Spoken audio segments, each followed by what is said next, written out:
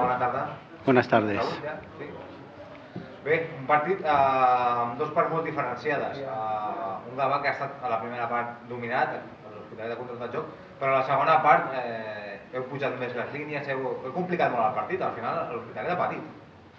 Bueno, yo creo que sí, ¿no? Yo creo que ha habido una primera parte en la que nosotros, pues bueno, jugamos contra un equipo que tiene una plantilla para estar donde está, ¿no? O sea, entonces al principio nos ha costado mucho, nos ha costado ajustar líneas, ellos al meter gente ahí por medio, pues nos ha costado, ya digo, sobre todo amarrar, ¿no? Y que nosotros tapáramos bien por dentro, que nos estaban creando mucho daño.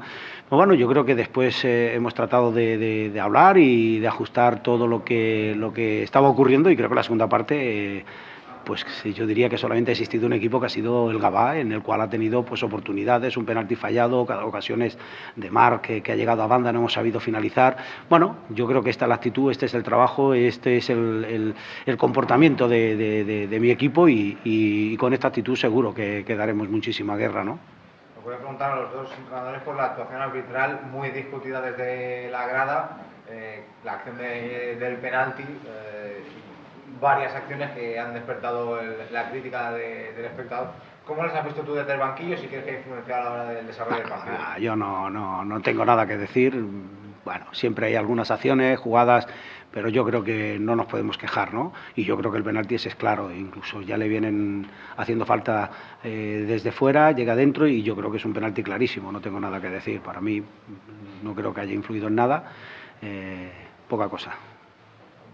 Decías en la previa que esperabas que el equipo supiera competir y ha sabido. Ha sabido, y muy bien, ¿no? Yo creo que estamos en una línea muy buena. El Gavà no está muerto, por mucho que le den, no está muerto, y yo creo que hoy los jugadores han demostrado que pueden dar mucho, ante todo un gran equipo, no lo olvidemos, ¿no? Jugadores que han estado en primera línea jugando con un presupuesto que nosotros hemos tenido que intentar ajustar, un equipo con jugadores de primera catalana. Yo creo que mi equipo hoy se ha dejado todo, y esta es la línea a seguir, ¿no? Habéis pasado, digamos, el turmalet de la liga con buena nota.